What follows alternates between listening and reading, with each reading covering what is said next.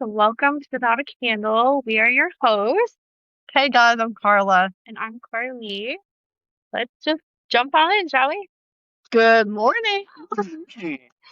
Exciting. So round two with Gary. Right. Take two, Take right? two. Yeah, take Yeah. two. I'm super excited. I have no idea what we talked about the last time, so this is gonna be fun to just chat Mm. about all the things again, and it'll be new. Yeah, So why don't you introduce yourself and kind of tell us who you are? Absolutely. My name is Gary, and I run Eye Opener Society. This is just a show that I started 4 years ago, and I have 4 years of story to tell you, and I'll try and condense it down into Hallelujah. one little thing. It started as Third Eye Meditation. Okay. That was the original show that I did, and that happened because, well, it started in 2022, and just before then, I was doing well, typical guy from the Bronx, New York, solid, strong, and whatever. Never had any problems.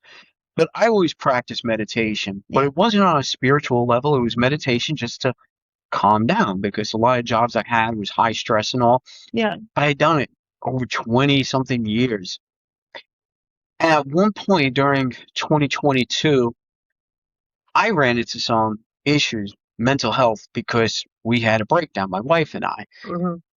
I was having problems with my current job then, Yeah. that were very serious, and it was hitting at me. And there was just one day I couldn't take it anymore, and I went home, and my wife was just inconsolably crying. I've never heard her cry like that to the Yeah. point where we couldn't calm her down. And then with every energy that I had in me, it brought up all the All the things. horror. Yeah, it was horrid. And for me to experience that for the first time Yeah. was difficult. Okay. I said, "Oh, it's great to meditate." I didn't even want to meditate because I was afraid if I go into that meditative state, all of this negative energy was just going to manifest with me the whole time. Yeah. I was scared and I just didn't want to do it. Mm. So a little bit of a backstory. My wife, she always makes what I call her little hex bags. Okay. She does that for, people that she's close with or they come to her. Mm. And a friend of ours came, to her saying, "Hey, listen, I want to get pregnant and, can you make a bag?" So we were looking for a shop, a metaphysical shop in the area that was open at that time. Yeah. So we found this little shop that the girl Jen was working from home, and it's Mind's Eye Metaphysical. We went in there and we were graced with this amazing presence. This person, amazing. So we developed a little bit of friendship there at that time. But what I did see in that shop was her little flyers for all the Reiki sessions and Yeah. all that she does and her services that she offered. So I always put it on the back burner because I didn't know exactly what Reiki was. Yeah. I heard it. I knew it existed. I had no idea really what it entailed or anything. So I'm going through this really bad time and I couldn't meditate. I couldn't do anything. This is 2022. So after the whole 2020 thing, I couldn't believe how hard it was to find counseling, therapy. And it was like, "Oh, sorry, we're booked for like the next 20 years. Yeah. Sorry for your loss." So I had to sit with this for a little while. I finally found someone who was open and I started going for the counseling. And amazingly enough, what I found out with that the very first day, he sat me down and he's like, "What I want you to do is," I forgot exactly what it was. He was like, "I want you to take a deep breath." I said, "Are you talking about meditation?" Yeah. I was like, so it hit me. So I was like, wow, so we are starting to come full circle with this holistic healing. I said, "That's wonderful." I said, "But I've been meditating. You don't have to tell me about that. I'm here for a reason." But it started to help. But at that same time, things were falling apart. Yeah. And I couldn't seem to get myself out of it. And I recalled the little flyers for the Reiki. And I said, what is it going to hurt for me to go there? Yeah, and give it a shot and see what's next. So she had the trauma healing one. I said, we might as well go full on, Rip the Band-Aid off. Right. So I said, let's do it. So I laid on that table. I had my eyes closed the whole time. I was relaxed. Jen did whatever Jen did. And as soon as the session was over, I'm a living testament to the fact that just sat up and I was like, this is amazing. Mhm. Why am I even worrying about any of these troubles? They're so small. And I said, you know what? I always wanted to start my own business. As soon as I walked out that door, I started planning. I got home. I started Third Eye Meditation, which was a meditation counseling. Yeah. And although it didn't really take off the way I wanted it to, the surprising little nugget with that, I started doing little podcasts as a way to promote my business without spending money. I said, this is great. Started on YouTube and all. Well, the podcast started to take off. It launched, and I was like, wow, I said, look at all these views. So I just started going into it, and we were talking about all sorts of things, mental health, because my stepdaughter Hannah, I mean, she was very open with this. She had a very traumatic childhood, and she still suffers today from a lot of anxiety, depression, whatever else, name it. But she was able to freely talk about it, which helps. And I realized that the more you talk and you release that energy, it helps. So we talked a lot about that, and then we started going down a few rabbit holes because I'm a huge conspiracy theorist person. I love that. I love going down those rabbit holes. So it was a mishmash of a lot of stuff with the original Eye Opener Society. And then after a while, we had another traumatic thing with Hannah and her divorce, and we had to leave that house immediately, which was so saddening because we had a built-in studio. So the whole Eye Opener Society had a studio. Yeah. And we were so comfortable with that. But with all of the, and I call it drama now, but it's worse, we had to leave. We had to find a place. My wife and I went and found the first thing we found, a smaller apartment, and no big deal. But because of Hannah's divorce, she couldn't talk openly on the air. That's not a good thing legally. So she stepped away. She was going through all of her traumas at the time. So I went back and started doing solo episodes again. And then once we moved right there around the Christmas time, my wife was in a car accident. Nothing spectacular, but it was during a tremendous snowstorm. I couldn't get to the hospital, and I started breaking down again, and I just don't know why. And I started doing the wrong things again. Oh, she's in an accident. She's okay. But now I'm thinking the financial loss. We just lost a car. I just spent money, and now we got to go out and get another. And I started allowing these things. And I think just because at that time where we were sitting, new change, new roof over our head, new way of going about life, it started to manifest again. And I said, well, it's not going to take me over that much this time. I said, I know what to do now. Yeah. So I started going back to my show, and I started talking about it. I went back for another therapy session, at least now in my current job, they offer it. So it was a little bit more freely accessible now for me, which I was like, oh, thank you so much for that.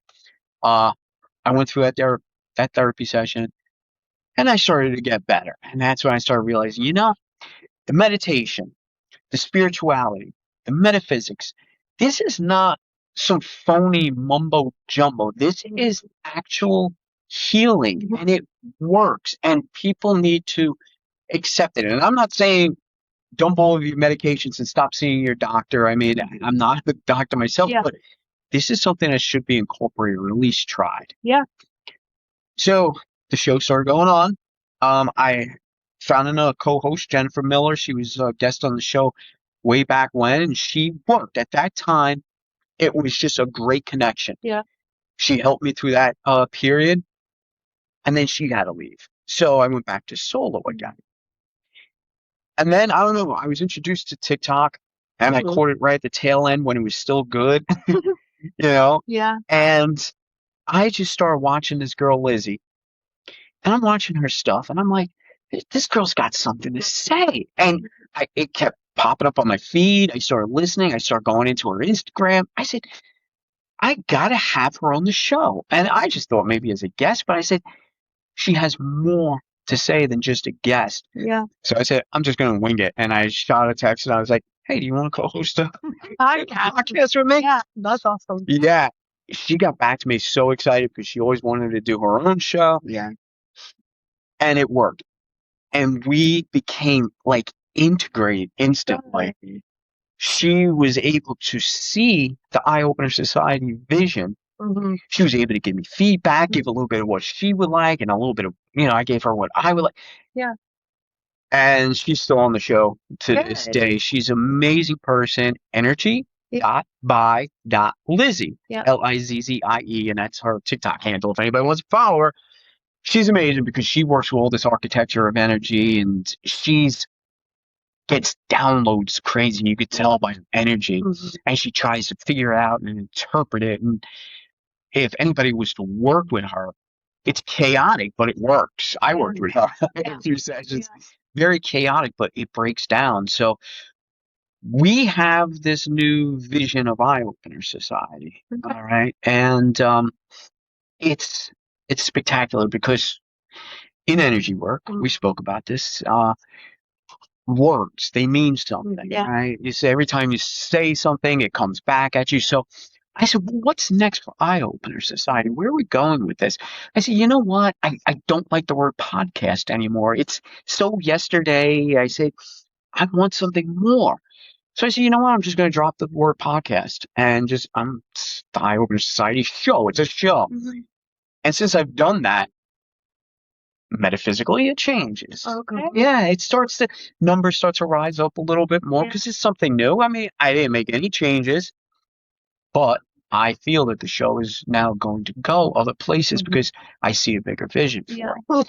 So I want you both to interview me, and then I want you before the end to ask me what direction I'm going in because I got something I would like to share with you on your show, really. Okay. How exciting. And I shared a little snippet of what I just mentioned to Carly like last week about our bigger picture.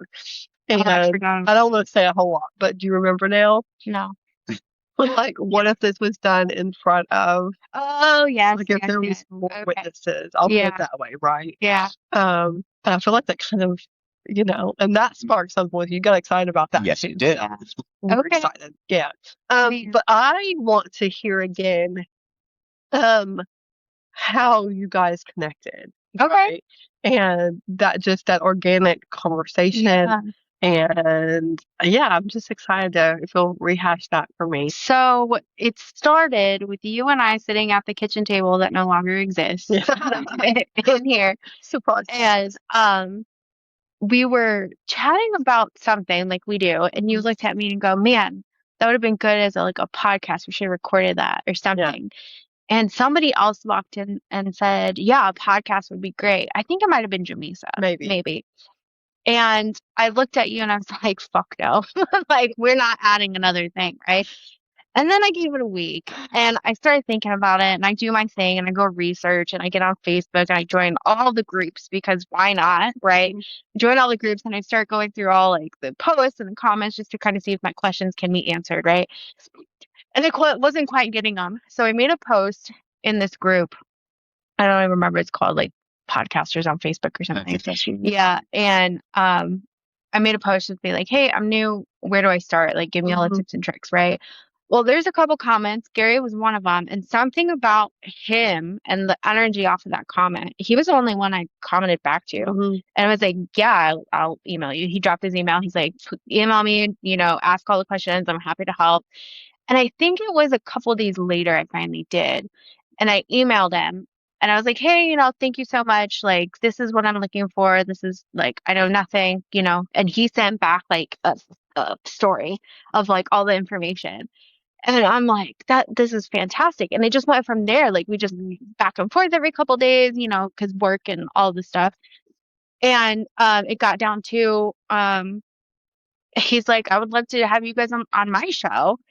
And I'm like, wonderful. And I don't know. I think it was your idea. Like, you wanted to come down and visit. And I'm like, here's our date. And I told Carla, I'm like, hey, there's this guy. He's going to come down. And she's like, cool, let's do it. And it went from there. And that first time you came down, you helped us with the crap soundboard that I got off fucking Amazon. I was a piece of shit. I was like, I don't even know why I got that. Growing pains. Yeah, for sure. That didn't last long. Literally, it didn't like maybe 2 episodes. Not even because we used that to record yours, and here we are. Yeah. Yeah. So, that's my take and my view on it. You have anything you want to add, or what I skipped? No, I think you pretty much hit it.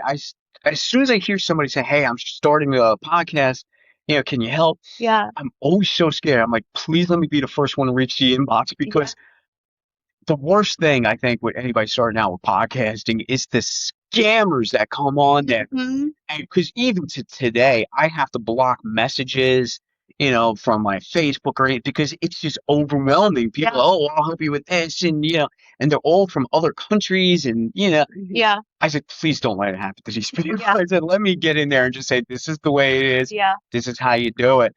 And I think though there's more of a crazy connection that I felt Yeah. over everything. I said, and the fact that not only is it a podcast, I said, they have this metaphysical shop and they have all of these services. And I love metaphysical shops. And I was like, this is amazing. I said, how great would it be for me to go down and do my first road trip and actually take my show on the road? Yeah. And ever since then, like I said, the both of you became instant family. I can't even say friends. It's just you guys are family. And now I just want to expand everything with you guys and integrate and everything else. Daydream together is always a bigger dream. Yeah. And more people can see that vision. Yeah, for sure. And feed that vision. Yeah. You know? When we were going into season 2 and we knew we wanted to interview our community, right? We had just started interviewing people on random days, trying to work them in the schedule. And it started getting really chaotic. Yeah. And Carla was like, Carly, we really need to do like 1 or 2 days of just massive amount of people. And so we planned it, right? We had all the things. And 2 weeks ago, I looked at Carla and was like, is this going to be crazy? Do you think Harry will come down? And she's like, we can just ask. Well, because we had just had new awareness. Yeah. And some more difficulties. Yeah. But see, yeah. found, right? Yeah. And I was going, within an hour, you figured it out. You fixed it. Yeah. Thank you for that. But that had me in my head for like a week because I'm like, how am I gonna figure out the sound, try to make sure that that's all good with back-to-back ones. And I'm like, we need Gary. we need Gary. Help me. Yeah. So going back to like the family thing, like we knew that even if you couldn't be here, we would have done a Zoom and you would have been like, Carly, this is what you need to do, right? Like we knew we could have counted on you.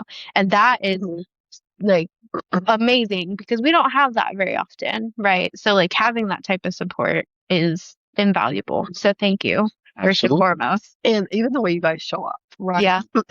You guys show up like when Karlie has family come in, they understand that we still have other things to do. When my mom visits, she knows that we still have things to do. Yeah. And I love that you guys still show up. And I appreciate that. I appreciate that we have things going on. Yeah. Hell, even Melissa, she's like, give me the list. I'll check everybody in. Right. Like, she's helping Nick out there. Like, it's just a fellowship. Yeah. It's fantastic. We love that so much. Yeah. Yeah. So what have you learned the last day or so? Well, I've learned that it's great to get away and come help people out. It's great to get away from work and take an extra day off. Yeah. But again, you guys did need something. You needed help. And as small as it was, it doesn't matter. I said, I'm going to make the 8-hour drive because I love going down there, first of all. But beyond that, it's like, this is kind of what I like doing as well. But I learned that it's just like eye-opener society, and that's the word, society. We are all bonded together. Yeah. And I've learned that, immensely through the past few years. But to come and help out and sit here and see, because just so the audience knows, I was kind of behind the scenes doing the background, the actual recordings of the shows, the production, basically. Yeah. So I've seen it from a different angle. And the guests that you've had in here, some of them really sat as I'm sitting. I was like, wow. I said, I'm here immersed live in this, and I'm feeling the energy from these guests, and it's very emotional. It's very touching. It's very uplifting. Yeah. And that too, that expands that community. Yeah. Learning about new people, seeing new people, and being able to help friends or family. I call you guys family now. So, but that's what I've learned. I've learned how much it is to actually step up and help and be be there, and be involved in it. That's amazing. The sense of purpose across the board. For sure. Yeah, we love that so much. So, going back to your story and your spirituality, how has getting into the metaphysics and getting a spiritual practice daily helped you through those mental challenges? How has that helped you? It's pretty amazing because I've always had different views. I was raised Catholic, so, obviously there's a story there. It seems like everybody raised Catholic winds up on this side of the fence. No offense to anybody who is Catholic, but what we have to understand, there's dogmas with all religions. And once we erase those dogmas and we really kind of break it down, it's all metaphysical in some way, shape, or form. So I was always learning little tidbits, but nothing more than when I went through all of this emotion. What helped me is to really open my eyes and say, wow, metaphysics, just from what I hear, there's so many aspects to it. And even all the conspiracy theories and the rabbit holes that I go down to, I said, there's a correlation between all of this, So once I started to figure it out in my own head, my basic modality is meditation. Obviously, that's where I fall back on all the time. That's what I use. Spiritually, it instantly grounds me.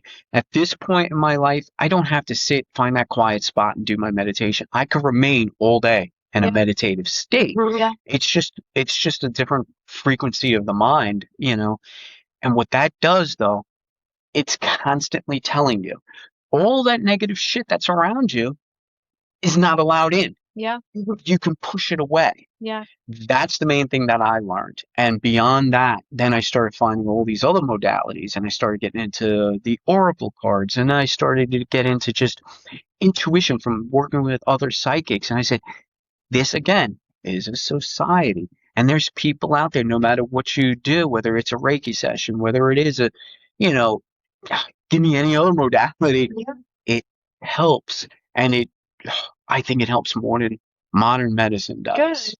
I love that. So as of recently, we now share a study. So has it been a couple weeks ago when I sent you It's been information? has it? Oh, that cracks me up. I'm sorry.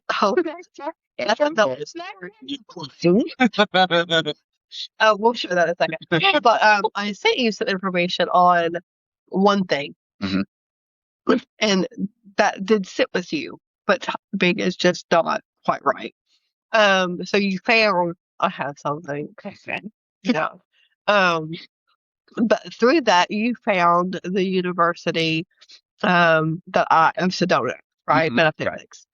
So how has that shifted over the last month?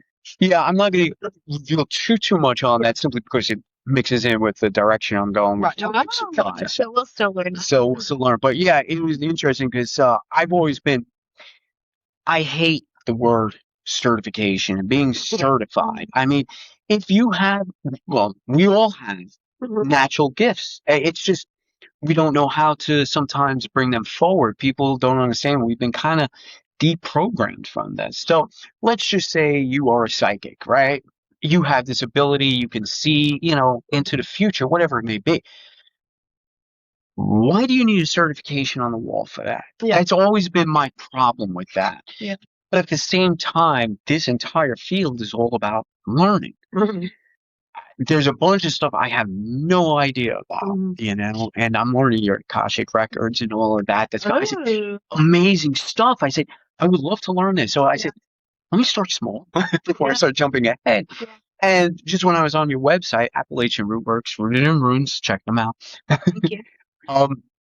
But I seen that, some of your certifications came from this University of Sedona. So I said, I looked it up real quick. I said, it's affordable, which is always a big thing. I know everybody's got that problem financially. I said, let me start a base, let me start getting some sort of knowledge and having that certificate, because I think it does help somewhat. Yeah. A lot of people want to see that you are trained, but here's the thing, because I could get that certification and then I could go and teach you how I meditate, not how instructors taught me how to meditate. Right. There's always, because I think it becomes a business, just buy that certification and whatnot, because I could do the same thing. But it's good. It's a very good class. It's really giving me that foundation that you need to start understanding the metaphysical side of it from the view of a classroom, rather than from just saying, hey, you just need a certification. It's giving you an actual structured form. where I could go online, and it's all online, so it's at my pace. Yeah. And it's fantastic. It's been working. It really has. And they have some amazing YouTube documentaries as well. So that's one of my favorite things. Yeah. So now I am still working through that program, and I'll probably be a student of that program for the rest of my life. Right. So that's kind of tricky, right? I love it. And I still go watch, all those videos and stuff repeatedly, but I'm not sure I'll ever be finished with it. No. Yeah. Yeah. Yeah. But Karlie and I also have kind of been back and forth with the certification thing too. And it's taken a while for me to wrap my head around that some people just need to see that, right? Yeah. Right. It's kind of like with our modalities. Does that make sense? So Matt, for example, is a medium who uses tarot, right, to help share his story, but he doesn't need tarot. Right. The client on the other side of the table needs him to use tarot, right? Yeah. So I kind of see the certification like that too. But there's things that I do that I don't have a certificate for, and when I share that kind of perspective, is if I had to choose someone with a certification, or if I had to choose someone with 6 years experience, give me the experience. Yeah. Right. For sure. I do like some of these classes because what I'm finding is that even though I know it, sometimes it's tricky to articulate it, and it's tricky to share and tricky to teach, right? Nice. So I really appreciate being able to hear all the different variations of verbiage and explanation. Especially with Reiki. Yeah. I think Karlie was shocked this year when I took another Reiki class. She's like, you still, Yeah. I'm like, what? Yeah. But it's kind of cool. Yeah. So, but I can't lie, since you keep secrets really well. Damn it. But I kind of can't think of anything else because I just want to know what you're up to. No. Everybody wants to know. Do you have any other questions, or do you have anything else you want to share before you dig in? I want to know more about your meditations. Are you still offering that? Are you still is that still part of the show? Is it separate? Like Yeah, very good question, because I still offer it, and it's non-monetary. I'm still dealing with that because I actually did a solo episode about because I seen a Facebook post and I read comments. Never do that. Yep. Negative energy. Yes. However, it did make me realize there's something going on where I feel it should be a show. Should spirit workers, light workers, whomever it may be, anybody in the metaphysical, should they charge for their work? And I was like, well, why shouldn't that? And I heard all the arguments. Well, if you're a true healer, you want to do it. Jesus never did. Jesus didn't have car insurance. Jesus didn't have a roof over his head where he needed. There's a whole world now where, unfortunately, this day and age, we're in a 3D world, and unfortunately, money makes it go. Most of these holistic healers, most of these people, all have shops like you guys. You got to pay rent. You got to pay the electric. You can't do everything for free. Yes. Yeah. And then I said, most of the light workers, most of the spiritual healers, if you follow them on any social media, they do a lot of sessions for free. Well, they'll sit there and okay. But now if you want to say, wow, I'm really touched by that, and I want something more personal, well, pay for it. Yeah. That's time. It's just an exchange of energy. Many of them, if you talk to them, say, I really can't afford it, can work something out. Oh yeah. Use the barter system. Right. All the time. It's nothing wrong with it. So going back to your question, I am working with, and I work with energy right now, because a lot of times if I go out there and I say, come to me for meditation, where I like to do something more specific to the individual, where I can say, give me your insight, what it is you're trying to achieve, and make it much more personal rather than just a random guided meditation. Yeah. Reach out to me at eosmeditation@gmail.com, and I will work with you. Right now, I have a few clients, and they came to me just by chance, actually. So I work off a frequency. Yeah. And I found that so much better than trying to do it business-wise. Yes, down the line, I would love to get that out there. I would love to start doing meditation classes and teaching people all the different ways to meditate, teaching the way I meditate, because that's the thing. You could come up with something yourself and teach it. Meditation is not as hard as you think. There's a lot of myths about it. So yeah, if I work with anybody, it's going to be more spiritually connected right now. But if you want to reach out to me, email me and we can do something. Absolutely. That's awesome. Yeah. Do you have more to add to that? I'm just excited for that, because that also allows organic growth of word of mouth and referrals. Right? Yeah, for sure. And that is long term the best kind of growth. Oh, right? 100%. I feel like that is what kind of makes the long-term clients, not the one-time sessions. You know what I mean? Right. Like when you really have that testimony from, you know, Auntie, and she's like, you need to go to this, and she full on like, this has helped me, all the things. And now she's sending her friends and she's sending her family to you, and they're gonna take her testimony into account, being like, wow. Because it's exhausting. For a long time, we spent so much energy trying to convince others that they needed us. Yeah. Right. Right. And that doesn't always work, because they may not know that they need something. Yeah. Does that make sense? It does. Yeah. So I'm sure you have seen the structure of how we make our Facebook posts. It's just day-to-day posts now, like trying to just show people the everyday stuff, not trying to sell them something. Right. Yeah, we'll mention like, hey, we've got this new thing, or hey, you know, we have a service day, but we do have to, you know, remind people of those things sometimes. But it's not a hard sell. Even those almost fill up before they're published, right? Yeah. Because we are working on a wait list often, you know, and that was a commitment. So there's a question after that. But one of our commitments to ourselves in 2026 was allowing ourselves more time and honoring our value, right?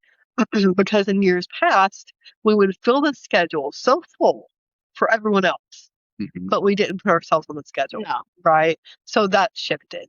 So how, in the last, you know, with the new awareness, how are you finding and being reminded of your value? I just through my show alone, a lot of it, everything is energy. And just like I said, even with the meditation, clients, getting people in, you're working with people, you're working with those energies.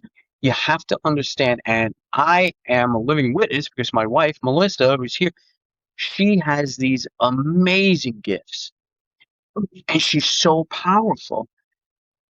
But she's trying to understand them. And if she tries to work, it depletes her entire system.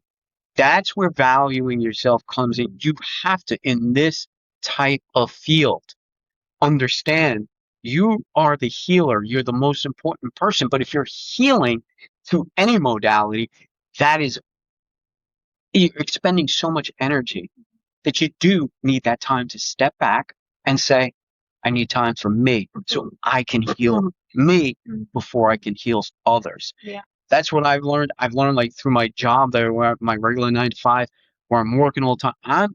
I need time for myself because if I'm doing that all the time, I can't explore all these other fun things that I really want to do. So I'm learning that, and that's what I've learned about valuing myself. And we've been more forward, right? Like when someone comes in for a Reiki session, or an attunement, or you know, a reading with Karlie, there's more sacrifice that we choose to do before a client even walks in. So if we have an energy work day, most of the time we're fasting, right? Right. And if we're not on full fast, then we're definitely fasting from low vibration consumptions, right? So physically, that's different kinds of food, so meat free, right?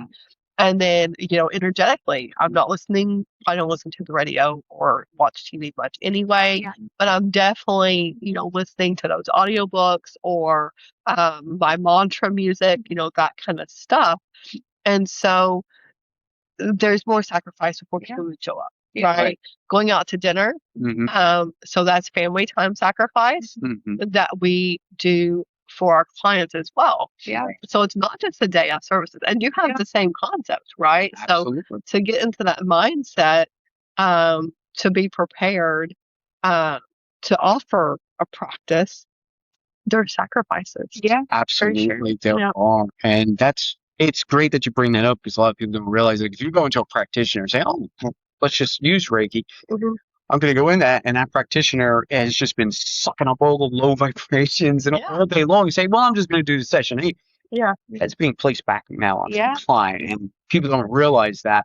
And even a client of mine, like a guy in touch with me at night, oh, please, I need a oracle reading. I need enough.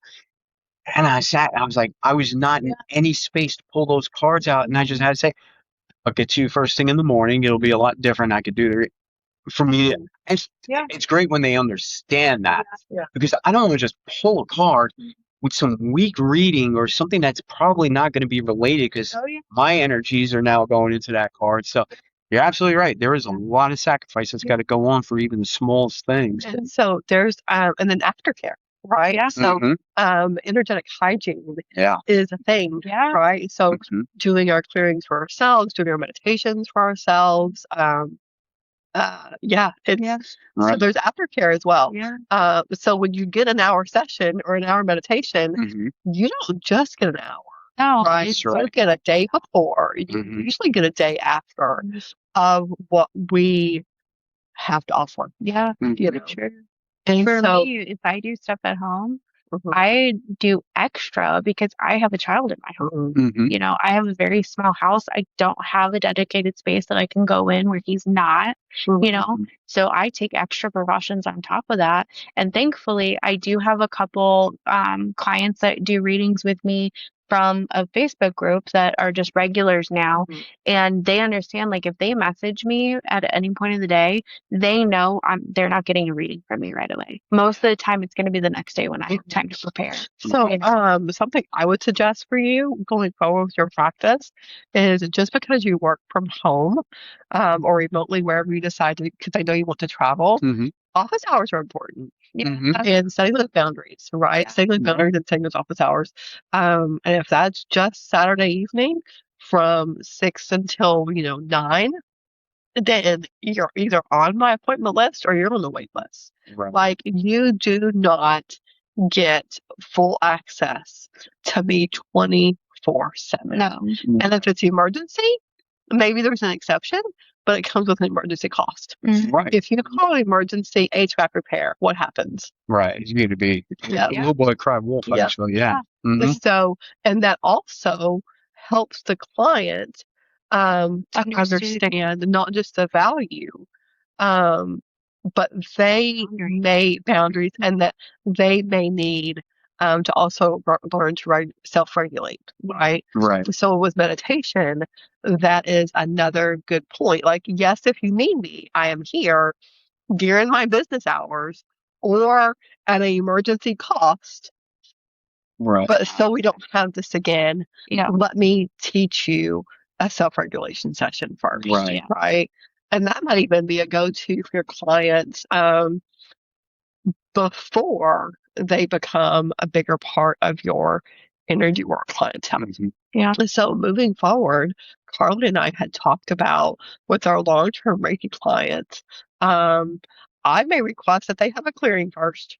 Because if we are spending even if it's just an hour a week, which is pretty typical, a weekly session, if we're spending an hour a week and we're not making amazing progress, or we're not having amazing results, then there's probably a reason why, right? So let's clear some of the stagnant energy. Let's clear some of the attachments, and let's work on the essence of you, right? Because it's a lot more than that. It's a whole thing. It's a I mean, even meditation is supposed to calm everything. Like, my problem with it, I could go into a deep meditative state. People don't realize at some point I got to go back to the 3D world, and that takes so much energy, and you're hit hard making that transformation. There's ways around it. Like, I like to stay in my 3D. in my meditative state in the 3D world, but sometimes that's not very realistic. I do that with the Akashic Records sometimes, and depending on the workload of the mundane life, that like being in my records bogs me down by the end of the day. I'm like, I should have only done like an hour, half day.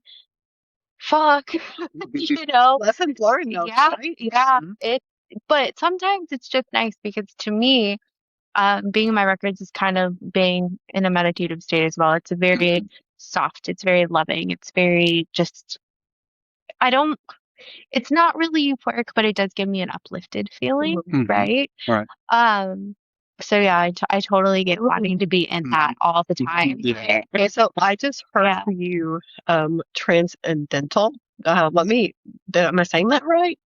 We'll come back to that. Transcendent? No. Transcendental? It sounded different in my head. Okay. Well, we'll circle Transcendental back. meditation. Yeah. That's more of the Hollywood. That's more of the expensive meditation where it's mantra based. I don't teach it. I don't know much of it. Yeah. I have my own ways of doing things. Everybody's going to develop their own way of doing a meditative state. That state of like blissness. Yeah. Right. Yeah. You could get that from any form of meditations. Yeah. Man. So, do you want to share a little bit about your conspiracy theories? Like, what's your favorite one? My biggest, like when it comes to going down rabbit holes, I've always been fascinated with outer space. And so, obviously, all the aliens and UFOs and stuff from an early age, I always looked up in the skies. Oh, what is that? Oh, I see something that just didn't fit right. So, but it was normal childhood curiosity, basically, until I witnessed my first actual UFO encounter in upstate New York. And to see this thing, to witness it, and when you take everybody else's stories and you start piecing it together, and there was a dog that was involved, and the dog's barking like crazy up at the sky, and to witness this huge craft that is obviously not made with human, within our terrestrial, Earth, and the way it moves, and other people seeing it with you. I became so fascinated and I fell down so many rabbit holes. And now here we are in 2026 and there's congressional hearings from whistleblowers saying we have alien bodies. We have alien craft. We reverse engineered a lot of this stuff. So now when you're looking up, you're probably seeing something that it was made by us, but it was reverse engineered. So that's one of my biggest conspiracies. And at this point, conspiracy theory is just a word. I don't like it, but I like to use it because I throw it back at everybody. Yeah, I like the word concept. Like it's a different concept. Like a different concept of reality. So Andy Palmer and John L. Webster of the Spirit Release Academy and the founder Terrence Palmer. Yeah, thank you, Karlie. I'm like today. Sometimes I get so excited I lose all things. I'm just like, how can I share this fast enough? They talk about dark energy attachments that have never been human. Right. So what does that mean, though? You know what I mean? Right. And this group has thousands of documented cases that they pull from, and it's just mind-blowing. So adding to that, it's cases done by a certified protocol. Okay, with an 80% success rate. Yes, and I actually seen that YouTube video, and that was good. Like when we're looking at it, when you're actually taking statistics and tying it all into like medical field almost, yeah, it makes the reality of paranormal, whatever you want to call it, more of a reality. Yeah, and it's just the way we live. Yeah, we are living in a 3D, but there's a whole bunch of other stuff going on around us from all different dimensions. Science can prove some things, but can't prove others. But my experience with a UFO, even if nobody believed me, I know that was a personal experience. I felt everything there. People that see ghosts, they know what they witnessed. It's not, everybody has a story. Yeah. Speaking of stories, and before we go any further, I did not throw in, because I wanted to, when it comes to eye-opener society. And the word society meant a lot to me. So people know I'm not the only show on my show. That I do want to give them a lot of credit because they really work hard, and just the paranormal sparked it. Um, I started with Ann Lund, who does Haunted and Waiting, and she's a childhood friend. Back in high school, she lived in a haunted house, and I was there. love her. I experienced. I'm glad you do. I just came to her with the idea saying you need to do something. But you could check her out at hauntedandwaiting.blog because she's an inspiring writer. She does her own paranormal hunts, especially in the outdoors. She goes to all these abandoned places. She's full of fantastic true stories. And before the blog goes on, should. And you could probably have her on the show too. I highly recommend her. She's really, and her storytelling is fantastic. And, just the way her words flow. So Haunted and Waiting is one podcast that's on Eye Opener Society. And then I have Elaine Arcane. She's been with me since Third Eye Meditation. She's always been quietly in the background, and I always had a link to her and she does tarot readings and astrology. Her astrology readings are so fascinating. Yeah. My childhood friend Ashley, she's big in astrology, and every time her new episode comes, I always send it to Ashley. I'm like, listen, and then we go back and forth for like hours about how like accurate it is and her vibes right now. It's funny. That's great because I feel she is extremely accurate. So where is she located? She is in Indiana. She can be found. She does all of her work. Where in India? Oh, I forgot the town. We're like how far away?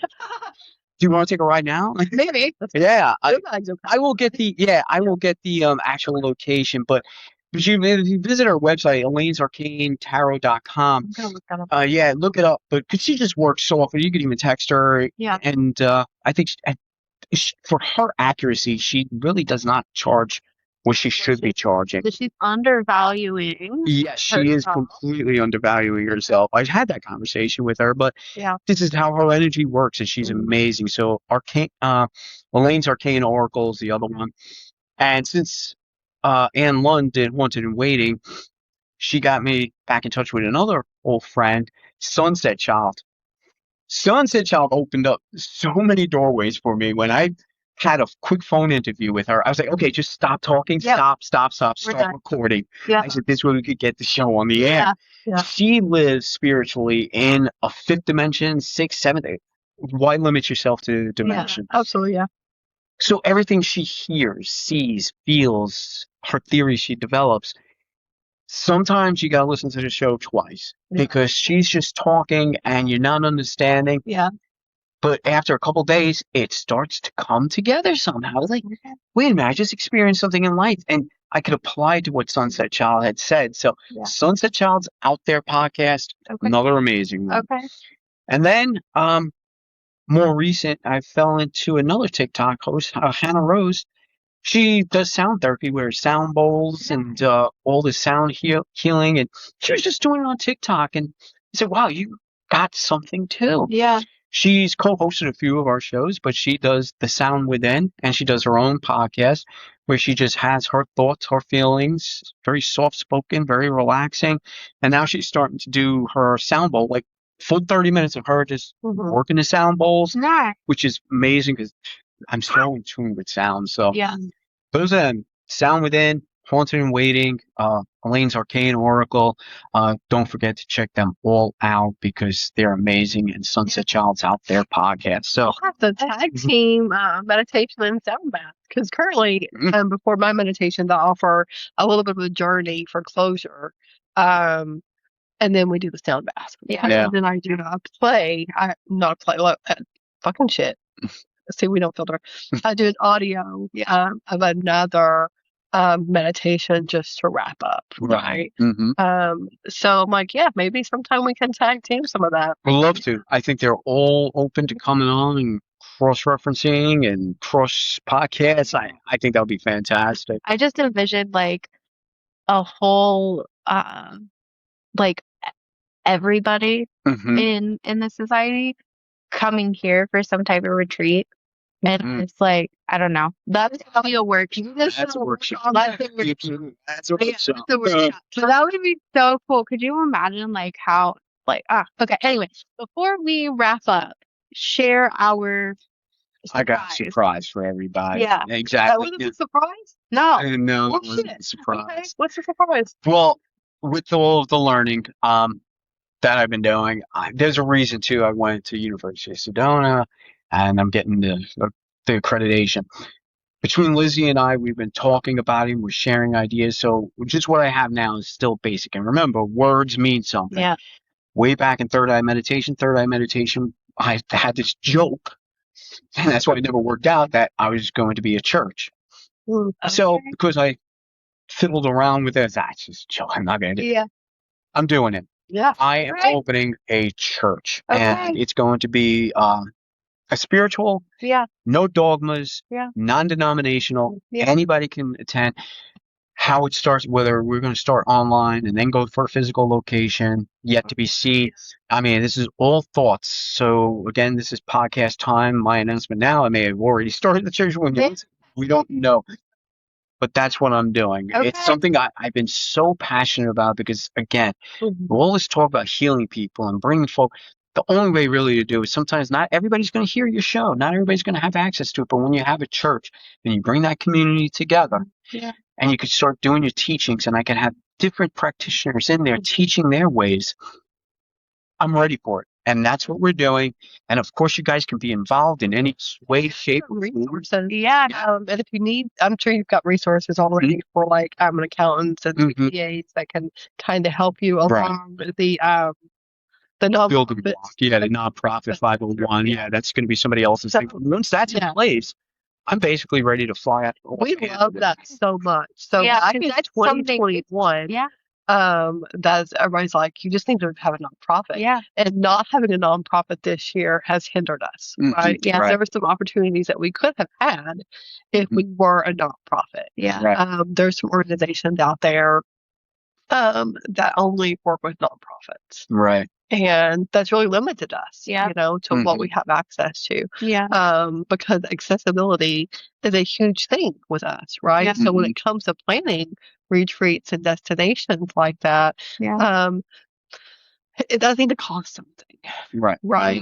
But absolutely. It's not supposed to be only accessible to the most fortunate. Yeah. Right, exactly. And so that's a passion. And I am so happy that someone else, because that's part of what we share too, is that as a community, we want these things, but we don't always have to be the one to do those things. Yeah. And that's an amazing gift. Yeah. Just to know that's one last thing we don't have to do. Yeah. We can be a part of it. Like, we know that it's in the community and it's going to be such a valuable resource for the people. No, I'm just excited. All right, guys. So I guess until next time, we'll see if we see ya. All right. And bye, y'all. Yeah. Right, guys. So that wraps up another episode of Without a Candle with Karlie and Carla. We appreciate you, and we'll see you next time.